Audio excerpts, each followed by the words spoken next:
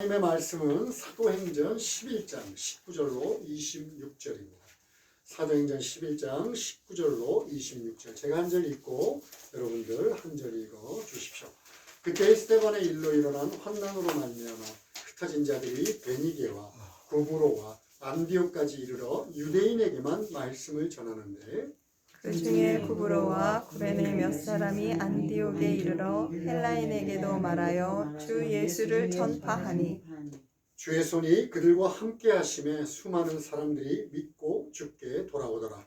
예루살렘 교회가 이 사람들의 소문을 듣고 바나바를 안디옥까지 보내니, 그가 이르러 하나님의 은혜를 보고 기뻐하여 모든 사람에게 굳건한 마음으로 주와 함께 머물라 있으라 권하니, 바나바는 착한 사람이요 성령의 믿음이 충만한 사람이라. 이에 큰 무리가 주께 더하여지더라. 바나바가 사울을 찾으러 다소에 가서 만남에 안디옥에 데리고 와서 둘이 교회에 1년간 모여 있어 큰 무리를 가르쳤고, 제자들이 안디옥에서 비로소 그리스도인이라 일컬음을 받게 되었더라. 아멘. 오늘의 설교 제목은 틀깨기라고 하는 제목을 가지고 여러분과 함께 하나님의 말씀을 나누겠습니다. 오늘 저는 병아리 부화하는 얘기를 먼저 시작함으로 설교를 하고 싶습니다. 여러분 병아리 부화하는 거에 많이 알고 계시나요? 병아리가 부화할 때 이제 어미닭이 이렇게 품잖아요. 품을 때 계란을 한 대여섯 개를 함께 품는다고 그래요. 대여섯 개, 한 7개 정도까지. 그런데 우리 눈으로는 잘 안 보이지만 그냥 품고 가만히 있는 게 아니라 발로 그 계란을 살살살살 굴린대요. 알고 계셨어요? 몰랐죠. 저도 예전에 책에서 읽고 처음 알았어요. 그리고 또 왜 그렇게 이제 살살살 이렇게 굴리냐면, 이렇게 품고 있으면 체온이 전해지는 건 위밖에 없잖아요. 그러면 부화가 안 된대요.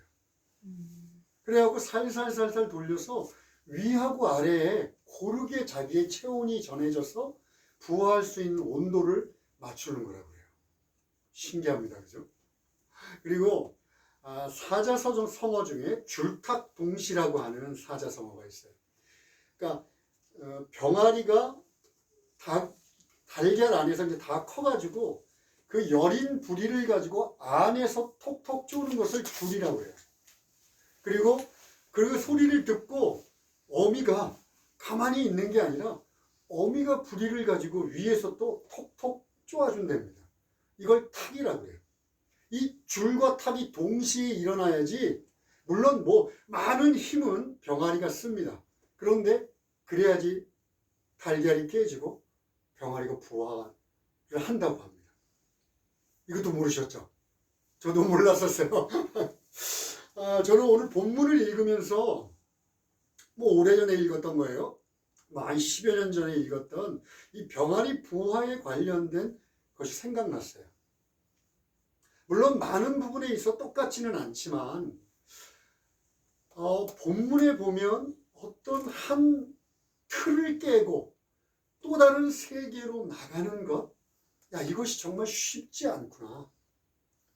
마치 한 생명이 변화를 일으키는 것만큼 어려운 일 아닌가? 라는 것이 아마 그 동일하게 생각이 나게 했던 이유인 것 같아요. 그리고 또 물론 어미닭하고 성령의 일하는 것을 비교할 수는 없습니다. 그건 어불성설이에요. 비교할 수 없어요. 그런데 어미가 온갖 신경을 다 쓰고 그 여린 부리로 달걀 껍질을 톡톡톡 치는 것을 보고 동시에 자기가 그 부리로 달걀을 쪼는 것처럼 성령 하나님도 우리들이 어떤 틀을 깨기 위해서 고군분투하는 그 모습을 그냥 지켜보지 않으시고 동시에 당신께서 힘과 능력으로 우리를 도우신다. 그런 따뜻하고 또 깊은 관심을 보이고 있다라는 것이 이 줄탁동시라고 하는 사자성어와도 많이 닮아있지 않나 하는 묵상을 하게 됐습니다. 오늘 본문에는요, 우리가 그냥 쉽게 이렇게 아무렇지도 않게 읽고 넘어갈 수 있는 것처럼 아주 간단하게 기록되어 있지만 사실 배경을 깊이 묵상하면 한 세계라고 하는 틀을 깨고 또 다른 세계로 나가는 쉽지 않은 과정이 그려져 있어요. 그래서 그 틀을 깨는 것이 굉장히 쉽지 않고 어려운 과정이기 때문에 하나님이 그것을 그냥 놔두지 않고 성령께서 그 일을 도우십니다. 이것들이 지금 오늘 읽었던 본문 안에 쓰여져 있습니다. 우리 한번 몇 가지, 세 가지가 나와 있는데 이 세 가지를 함께 하나하나 짚어가면서 먼저 알아봅시다. 첫 번째 주목하고 싶은 것이 19절이에요. 그때 스데반의 일로 일어난 환난으로 말미암아 흩어진 자들이라는 내용이 나옵니다. 우리가 6장 7장에서 봤어요. 사도행전 6장 7장에서 스데반이라고 하는 초대교회에 아주 믿음 좋은 집사님이 계셨는데 이 집사님과 자유민이라고 하는, 그러니까 노예에서 해방되어서 자유인이 된 유대인들, 그러니까 유대교를 믿고 있는 사람들 간에 논쟁이 벌어져요. 그런데 이 유대인들이 도저히 말로는 이기지 못할 것 같으니까 갑자기 폭도로 변합니다. 그래서 어떻게 해요? 돌을 들어가지고 스데반을 죽여버립니다. 스데반 집사는 이 돌로 맞아서 죽는 것은 사실 초대교회, 교회 역사상 가장 최초의 순교예요. 그런데 그냥 단순하게 최초의 순교다가 아니라 이제부터 기독교에 대한 본격적인 박해가 시작된다고 하는 신호입니다. 신호. 그런데 또 아이러니하게 이 비참하고 정말 이해할 수 없는 스데반 집사의 죽음이 없었다면 예수님께서 사도행전 1장 8절에서 너희는 예루살렘과 온 유대와 사마리아와 땅끝까지 이르러 내 증인이 되라 라고 했던 그 말을 초대교회는 순종하지 못했을 거예요. 아니, 순종을 한다 하더라도 굉장히 시간이 많이 걸렸을 거예요. 자, 지금부터 그 이유를 설명하겠습니다. 초대교회 교인들은 다 유대인이었어요. 다 유대인.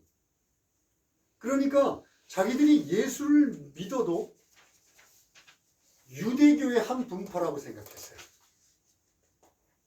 예수를 믿음에도 불구하고 유대교의 한 분파. 그런데 유대교의 특징 중에 특징이 하나 있는데 그게 성전을 중심으로 하는 신앙생활이에요. 근데 성전이 어디 있어요? 예루살렘. 그러니까 예루살렘을 떠난다는 것을 자신들의 신앙관으로는 생각할 수 없는 일이에요. 내가 예수를 믿어도 유대교의 한 분파다라고 생각을 했으니까 당연히 성전이 있는 곳에서 모여서 예배드려야 된다고 생각을 했어요. 그러니까 예루살렘부터 벗어나면 신앙생활을 할 수가 없다 생각한 거예요. 그런데 거기에 스데반 집사님이 돌을 맞아 죽었어요. 그러니까 갑자기 초대교회 교인들한테 우리는 유대교가 아닌가 봐 라는 자각이 생겼어요. 그리고 또 다른 한편으로 우리도 박해를 받을 수 있겠다. 우리도 저 절대 다수인 유대인들한테 이 예루살렘에만 머물러 있으면 언제 우리도 목숨이 위험해질지 모르겠다 라고 생각을 한 거예요. 그래서 각지에서 왔던 사람들, 디아스포라 유대인이라고 하는데 이 사람들이 어머나 뜨거워라 그리고 자기들의 고향으로 서둘러 돌아가기 시작했습니다. 여러분, 우리가 유대교라고 하는 이 딱딱한 틀 그 안에 갇혀있는 관습과 종교적인 그런 어떤 전통들, 이것들을 깨내는데도 우리들은 정말 이해할 수 없지만 스데반 집사라고 하는 한 집사의 비참한 순교의 결과로 이뤄진 일이에요. 자, 간단하게 우리 일단 그 내용을 살펴보는 거니까요. 간단하게 거기서 그렇게 넘어가겠습니다. 그리고 19절과 20절에 보면 그렇게 흩어졌어요. 이제 스데반 집사가 죽음으로 인해서 유대인들이 공포를 느끼고 그래서 다시 자기들의 고향으로 갔습니다. 그게 베니게, 구브로, 안디옥이에요. 그런데 그들이 가서 누구에게만 말씀을 전했다고요? 19절 끝에 보면 안디옥까지 이르러 유대인에게만 말씀을 전했다 이렇게 되어 있습니다. 우리가 몇 주에 걸쳐서 유대인과 이방인 사이의 적대적인 관계를 알아봤죠. 원수 같은 관계였다라는 것을 알아봤어요. 유대인들은요, 자기가 비록 예수를 믿고 구원을 받는다고 하는 또 다른 구원의 진리를 향해서 걸어가고 있지만, 또 다른 진리가 아니라 구원의 진리를 향해 걸어가고 있지만 어떤 생각을 갖고 있냐면 구원은 오직 유대인만 받아야 된다고 생각하는 거예요. 그러니까 유대교와 전혀 다른 것 때문에 박해를 받아서 각자 고향으로 도망가듯이 간 사람들도 가서는 누구에게만 복음을 전하는 거예요? 당연히 구원받을 유대인들에게만 복음을 전하는 거예요. 제가 유대교의 관습과 전통의 틀이 얼마나 강한지 계속 3주간 얘기했어요. 근데 여러분들 우리들의 입장으로는 잘 모릅니다. 이해가 잘 안 돼요. 이 정도예요. 도망가서도 복음은 유대인들만 전해야 돼 라고 생각할 정도였어요. 그런데 그 중에 몇 명 보세요. 20절 보겠습니다. 그 중에 구브로와 구레네 몇 사람. 여러분 몇 사람이라고 그러면 몇 명 정도일까요? 아마 5손가락 안에 드는 걸 몇 사람이라고 그럴 거예요. 그죠? 몇 사람, 한 2-3사람이나 5명 정도의 사람들이 헬라인에게도 예수 그리스도의 복음을 전하기 시작했어요. 그랬더니 21절에 수많은 사람들이 믿고 죽게 돌아오더라 라고 적혀 있습니다. 그런데 여러분 여기서 중요한 것은 수많은 사람들이 믿고 죽게 돌아오는 결과가 아니라 21절의 앞에 있는 내용입니다. 주의 손이 그들과 함께 하시네.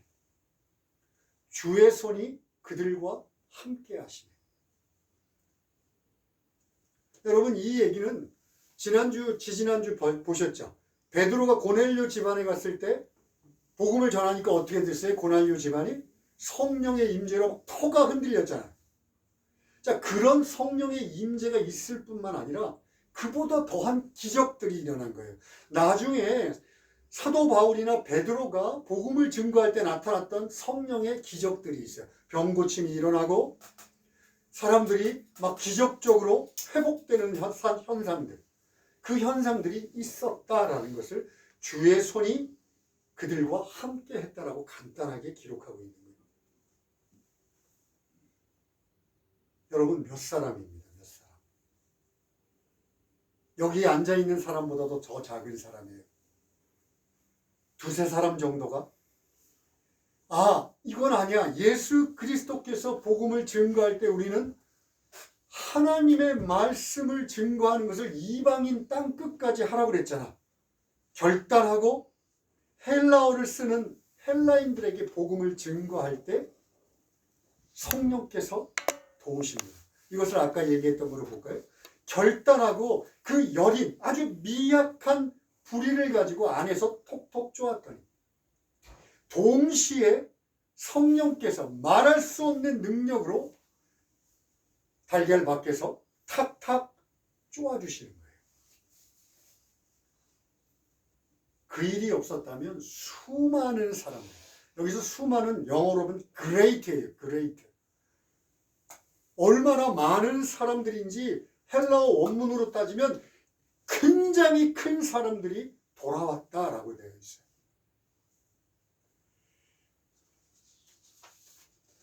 자, 그것도 거기까지만 살펴보겠습니다. 자, 세 번째 25절, 26절을 봅시다. 바나바가 사울을 찾으러 다소에 가서 만남에 안디옥에 데리고 와서 둘이 교회에 1년간 모여 있어 큰 무리를 가르쳤다라고 되어 있습니다. 그냥 읽고 넘어가기 쉬워요. 그런데 사울이 어떤 존재였죠? 사울. 이미 사도행전에서 우리가 봤잖아요. 교회를 핍박하는 자.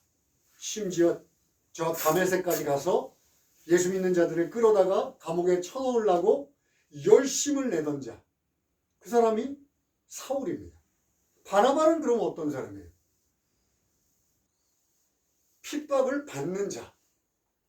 원수예요, 원수. 사울은 자신들의 입장에서 볼 때 원수입니다, 원수. 사울은 종교적 틀로 갇혀 있어서 정말 의인이었어요. 그 당시 종교적으로 리더였습니다. 그런데 자기가 믿고 있는 유대교의 관점에서 예수 그리스도는 절대로 메시아가 될 수 없는 사람이에요. 왜냐하면 그들이 믿고 있는 유대교에서의 메시아는 승리자여야 돼요. 이 세상에 와서 이 세상을 정복하고 이스라엘 왕국을 튼튼하게 세우는 사람들이 메시아였습니다. 성경을 잘못 해석해서 그래요. 그런데 예수님은 자기 눈으로 볼 때 십자가에 달려 죽은 패배자예요. 그런데다가 십자가에 달린다고 하는 것은 율법에서 말하고 있는 저주받은 죽음입니다. 그러니까 보세요. 패배자, 거기에 더해서 저주받은 죽음을 죽은 자, 절대로 메시아가 될 수 없다고 생각했던 거예요. 그러니까 그런 예수 그리스도를 하나님이야 라고 섬기고 있는 교회는 신성모독을 하는 자들이에요.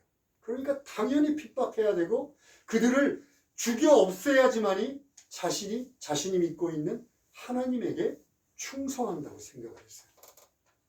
그랬던 그에게 그가 다메섹을 가면서 이제 다메섹에 살고 있는 그리스도인들을 잡아다가 예루살렘에 끌고 와서 감옥에 집어넣으려고 가는데 부활하신 예수 그리스도가 찾아오십니다.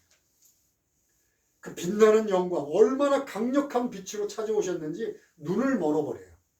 그리고 3일간 먹지도 마시지도 못합니다.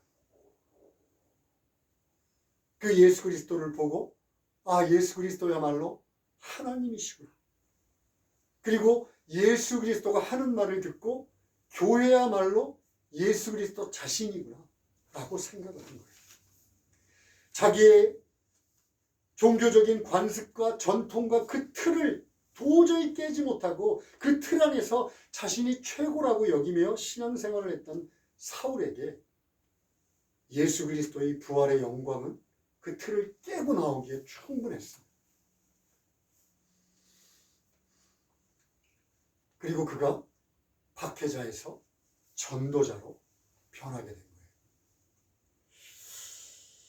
자, 여기까지 제가 본문에 나와 있는 것을 간단하게 설명을 드렸습니다. 그렇다면 이 삶 세 가지를 가지고 우리들에게는 어떻게 적용을 해야 될까요? 이 시대를 살고 있는 우리들. 지금 제가 설명드렸던 이 내용들은 하나님의 나라, 구원의 섭리가 성취되는데 하나님께서 얼마나 당신의 사람들을 통해서 그 딱딱한 틀들을 성령께서 개입하셔서 부시는지 그것을 보여주셨어요. 자, 그렇다면 우리들에게는 어떻게 적용을 해야 될까요? 여러분, 하나님 나라의 가장 최소 단위가 뭔지 아세요? 바로 우리입니다. 한 사람 한 사람. 자, 오늘은 그러면 하나님 나라 중에서 가장 최소 단위인 나, 한 사람 한 사람에게 적용을 한번 해봅시다. 하나님께서 우리들을 사용하셔서 우리들의 그 딱딱한 틀을 깨고 또 다른 세계, 또 다른 지경으로 나가는데 어떻게 우리를 쓰고 계시고 그것이 왜 하나님의 은혜인지를 지금부터 살펴보겠습니다. 이를 위해서는 먼저 사울에 대해서 다시 한번 생각해 봐야 합니다. 사울은 아까도 얘기했지만 굉장히 믿음이 좋은 사람이에요. 유대교적으로 보면. 성실한 사람이고 그리고 또 사람들에게 칭송받는 사람이고 의인이라 여겨도 과언이 아닐 정도의 사람이었습니다. 그는 자기의 믿고 있는 종교적인 편견을 가지고 열심히 예수 그리스도를 거부했습니다. 그런데 여러분, 아무리 종교적인 열심을 갖고 있다 하더라도 하나님이 구원자로 보내주신 예수 그리스도를 거부하는 것, 이것은 죄입니다. 여러분, 다시 얘기합니다. 내가 어떤 삶을 살았느냐가 중요한 것이 아니라 내가 죄악 속에 있었느냐, 내가 삶이 남에게 손가락을 받지를 받느냐, 아니면 칭찬을 받느냐, 나의 상태가 중요한 것이 아니라 하나님께서 유일한 구원이라고 보내주신 예수 그리스도를 거부하는 것, 이것이 바로 죄입니다. 이 사울도 자기가 아무리 종교적으로 뛰어난 사람이라 할지라도 죄인이면 틀림이 없었어요. 그가 유대교가 믿고 있는 그 성경은 우리들이 지금 구약 성경이라고 믿고 있는 그 성경과 율법을 믿습니다. 그것을 더 열심히 연구하고 더 열심히 실천해서 더 의로운 사람이 되고 더 깨달은 사람이 되고 정말 성경의 지식이 많은 사람이 된다 할지라도 이 죄의 틀은 혼자 스스로 깨고 나올 수 없습니다. 여기 앉아있는 사람 중에 내가 좀 노력하면 이 죄의 문제는 어떻게 해결되지 않을까 생각하는 사람이 있다면 착각입니다. 빨리 버리십시오.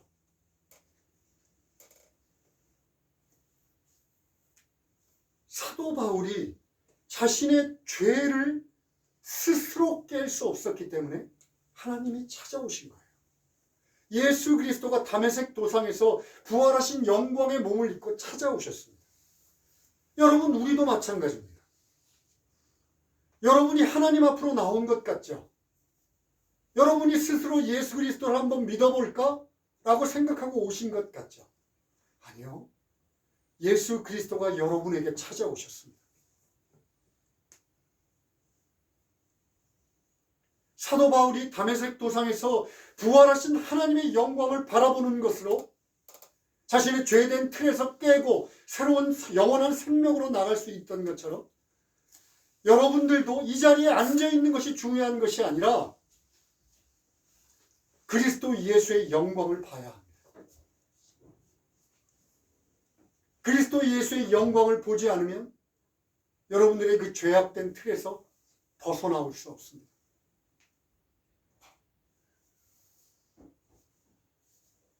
그리고 이것을 사도 바울은 나중에 고린도전서 15장 10절에서 이렇게 이야기합니다. 내가 나된 것은 오직 주의 은혜라. 사도 바울이 되어서 30년간 열심히 하나님의 일을 증거하고 복음의 전도자로 살았던 사도 바울이 뒤돌아켜 보니까 다메섹 도상에서 자신을 찾아오셨던 예수 그리스도를 만나고 자신이 구별된 영원한 생명을 얻고 이렇게 주의 일꾼으로 쓰임받은 것이 모든 것이 주의 은혜라 고백합니다. 여러분, 동일합니다. 그렇습니다. 여러분에게도 은혜가 없이는 불가능합니다. 여러분의 공로나 여러분의 자격이나 여러분의 외모나 여러분의 지적 수준이나 여러분의 마음가짐하고 상관없이 하나님이 일방적으로 베푸시는 은혜, 이것을 에베소서 2장 8절에서는 이렇게 이야기합니다. 우리 함께 읽을까요? 시작. 너희는 그 은혜에 의하여 믿음으로 말미암아 구원을 받았으니 이것은 너희에게서 난 것이 아니요 하나님의 선물이라. 너희는 그 은혜에 의하여 믿음으로 말미암아 구원을 받았다. 이것은 너희에게서 난 것이 아니요 하나님의 선물이다.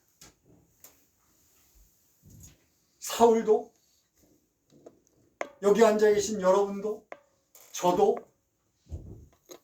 이 은혜 말고는 설명되지 않습니다. 여러분이 죄악이라고 하는 틀을 깨고 새로운 생명을 얻은 자로 새로운 생명의 변화를 얻은 것, 이것은 스스로 어떤 일로도 불가능합니다. 그래서 이것을 어떻게 이야기하냐면 거듭남, 새로 태어남이라고 얘기합니다.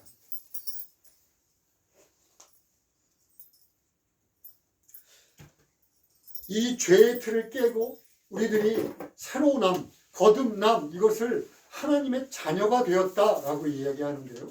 이 하나님의 자녀가 되고 난 다음에는 하나님께서는 그 자녀의 신분으로서 걸맞는 삶을 위하여 또 다른 틀을 깨기를 원하세요. 또 다른 틀을 깨기를 원합니다. 이것이 제가 서두에서 얘기했던 줄탁동시라는 것과 아주 많이 닮아 있어요. 물론 다시 한번 얘기하지만 어미새가 쪼는 거랑 성령의 그 놀라운 능력이랑 비교한다는 것 자체가 불가능합니다. 그런데요, 보세요. 어떤 생명의 변화, 내가 생명을 얻은 모임, 하나님의 자녀가 됐어. 거기에 맞는 신분으로 살기 위하여 무언가를 노력할 때 이것도 역시 스스로의 힘으로는 참 어렵습니다. 여러분, 결단하고 내가 내일부터 하나님의 자녀로서 합당한 삶을 살아야지, 그러는 순간 여러분들을 묶고 있던 죄에 대한 틀들이 완전히 깨어들다고 생각이 되십니까? 불가능한 일이에요. 불가능한. 예수 믿었지만 여전히 죄된 육신을 입고 있고 여전히 죄된 습관 속에 살아갑니다. 그런데 희망을 두는 이유는요, 우리가 어떤 마음을 갖고 야, 내가 이렇게 살아서는 안 되지, 하나님의 자녀로 살아야겠다라고 마음을 먹고 여러분들의 여린 불의를 가지고 톡톡 쪼는 순간 말할 수 없는 성령의 능력이 일하기 시작합니다.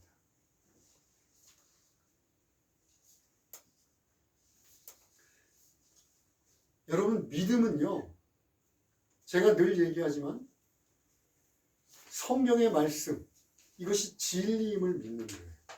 이것을 우리는 객관적인 믿음이라고 합니다. 객관적인 믿음.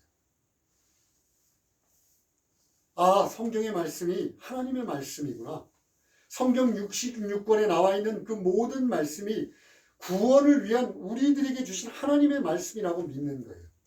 그런데 그것만 갖고는 부족합니다. 주관적인 믿음, 나의 개인적인 믿음이라는 것이 필요한데 이건 또 영적인 체험이라고도 얘기해요.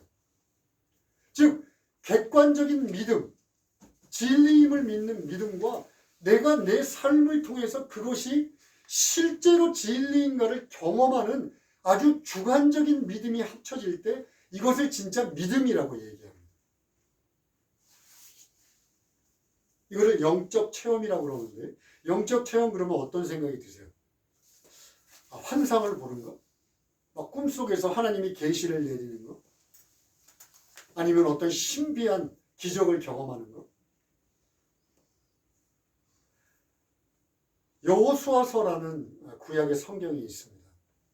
이제 애굽으로부터 탈출한 이스라엘 백성이 광야에서 40년간을 돌다가 이제 가나안에 들어가려고 할 때 그 앞을 가로막고 있는 요단강을 건너려고 해요. 그런데 이 요단강을 건널 때 시점이 언제냐면 수량이 가장 많아서 뚝을 넘쳤던 추수 때예요. 엄청나게 물이 불어 있을 때입니다. 그런데 하나님께서 그 요단강을 건너는 방법으로 어떤 것을 가르쳐 주냐면 그냥 건너라 그래요. 제사장들이 어깨에다 언약궤를 메고 제사장들이 아무런 보호 장비 없이 그냥 물속으로 들어가라 라고 명령합니다. 물을 미리 좀 이렇게 딱 끌어주시고 마른 길을 만든 다음에 건너라도 아니고, 아니면 물이 좀 이렇게 줄어들게 해주셔서 아, 내가 들어가면 좀 줄겠네, 이 상태도 아니고 넘치는 상태인데 들어가라 얘기합니다.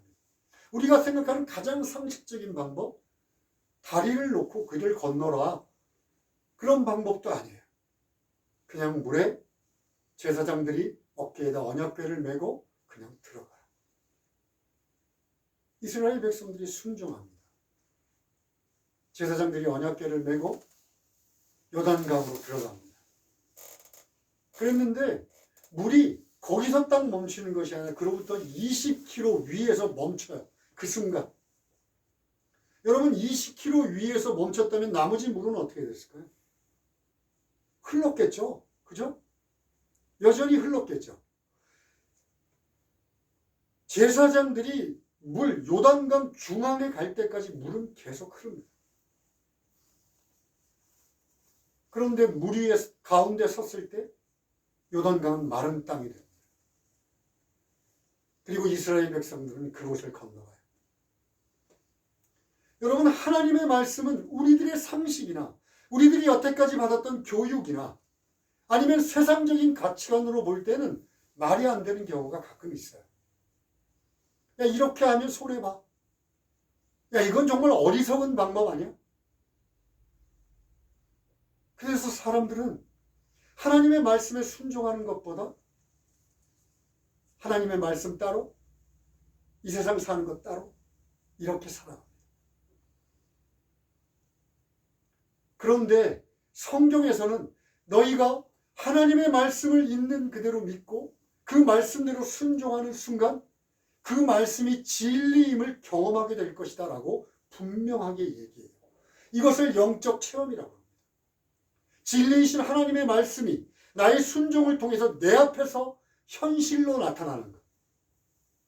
이것을 여러분의 주관적인 믿음이라고도 얘기합니다. 그런데 아까도 얘기했지만 우리들의 사고의 틀은 너무나 강해요. 제가 지금 이스라엘 백성들이 막 쉽게 이렇게 언약궤를 메고 들어간 것처럼 간단하게 얘기했지만 여러분과 제가 살아있는 증인입니다. 얼마나 세상적인 사고방식이 단단해서 하나님의 말씀을 듣기 싫어하는지. 하나님의 말씀보다는 여러분들의 상식을 얼마나 믿고 있는지. 여러분들과 제가 증인 아닙니까?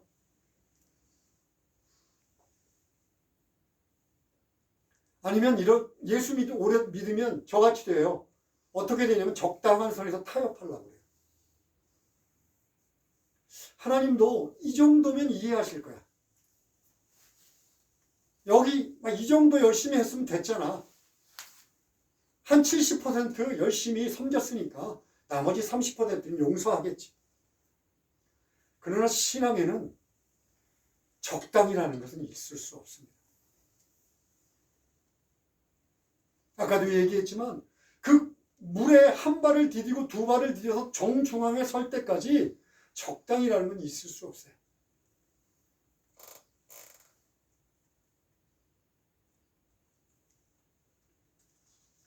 그런데 우리들은 끊임없이 하나님과 타협하려고 합니다. 그래가지고는 하나님의 백성으로 능력 있는 신앙생활 그리고 참된 행복한 삶을 살 수 없어요. 그러니까 하나님이 어떻게 하시는 줄 아세요? 때로는 정말 우리들이 싫지만 정말 원하지 않지만 아까 얘기했던 스데반 집사의 죽음과도 같은 환난을 우리들에게 허락해서 등을 미는 경우가 있습니다.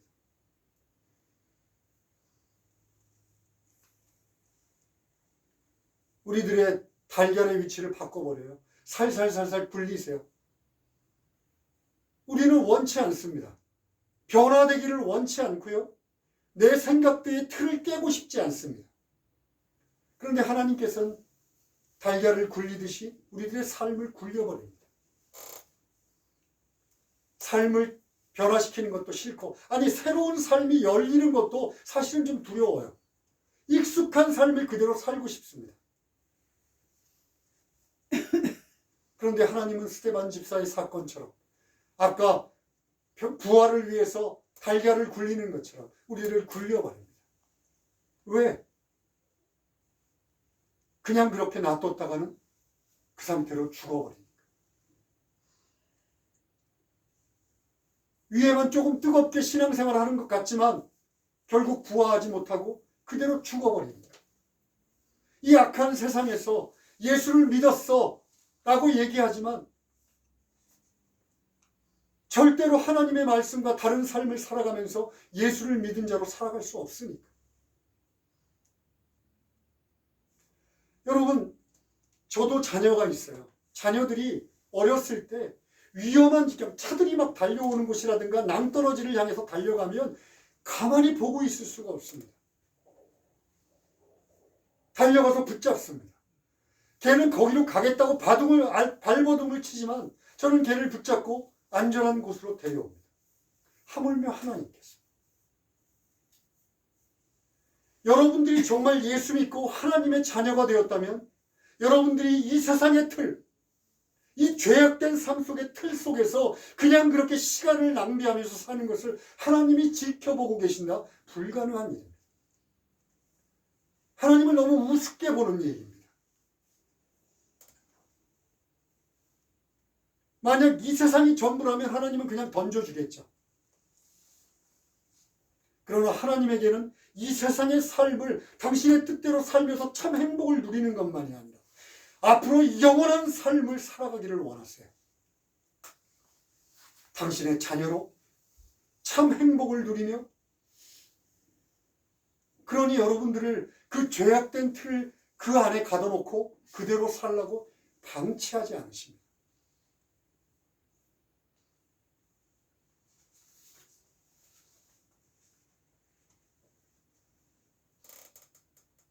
하나님께서는 포기하지 않으세요. 비록 여러분들을 살살살살 굴리지만, 그래서 여러분들의 위치가 바뀌고 삶이 변화되고 혼란을 느끼고 아직 죄 중에 있는 것 같고 또 삶도 잘 이루어지지 않는 것 같고 뭐 하는데 예수 믿고 나서 예수 믿으면 좀 잘 될 줄 알았는데 삶도 잘 안 되는 것 같고, 그러나 어미닭이 달걀을 품고 있는 것처럼 하나님은 여러분들을 주목하시며 품고 있습니다.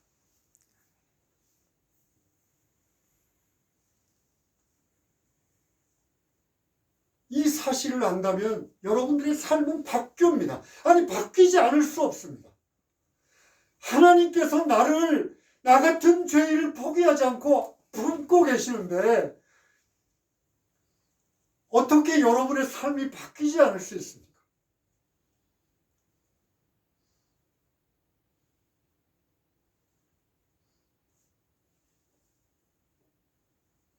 그 하나님의 사랑, 그 부활의 영광을 맛보면요, 여러분들도 안에서 그 여린 부리로 쪼개 돼 있어요.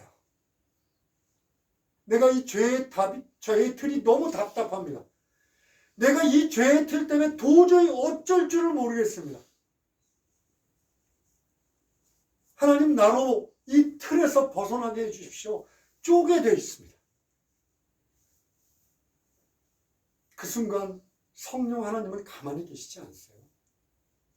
말할 수 없는 탄식으로 탄식하고 계시다가 여러분들의 그 여린 좀 하나에 자신의 온 정신을 쏟아서, 온 능력을 쏟아서 여러분들을 바꿀 것입니다.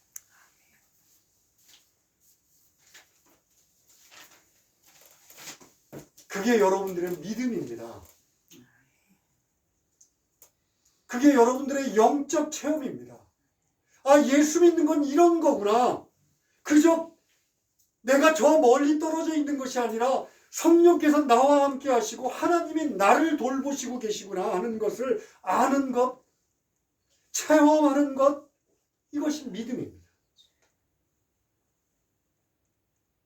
그럴 때 여러분에게 새로운 세계, 새로운 생명이 기다리고 있다는 것, 그것을 알게 되는 거예요.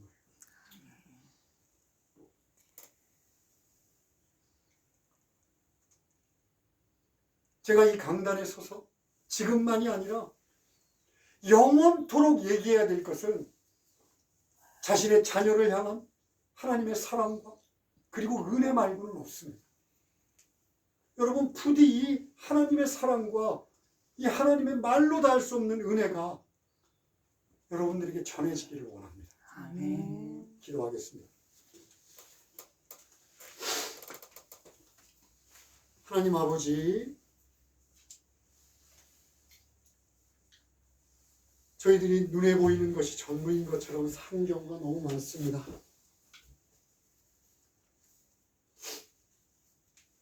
마치 답답한 틀에 갇혀서 커튼을 치고 장막을 치고 깜깜한 어둠 속에서 그것이 전부의 인생인 것처럼 살아가는 경우가 많습니다.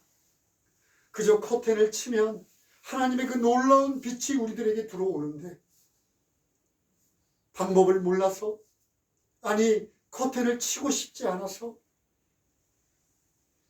그 어둠의 틀이라고 하는 것에 갇혀 사는 경우가 얼마나 많은지요. 그것에서 손을 더듬더듬거리며 그것이 전부인 인생을 살고 있는지 모릅니다. 하나님 용서하여 주셔서 부디 도와주셔서 우리 안에 떨치고 일어서는 마음을 주시고 과감히 나아가 창문에 커튼을 칠 수 있는, 그리하여 하나님의 그 찬란한 빛을 우리들이 경험할 수 있는 그런 은혜를 베풀어 주시옵소서. SLB의 성도들 한 사람 한 사람이 예수 믿었다면 하나님의 자녀로 살아갈 수 있도록 도와주시옵소서.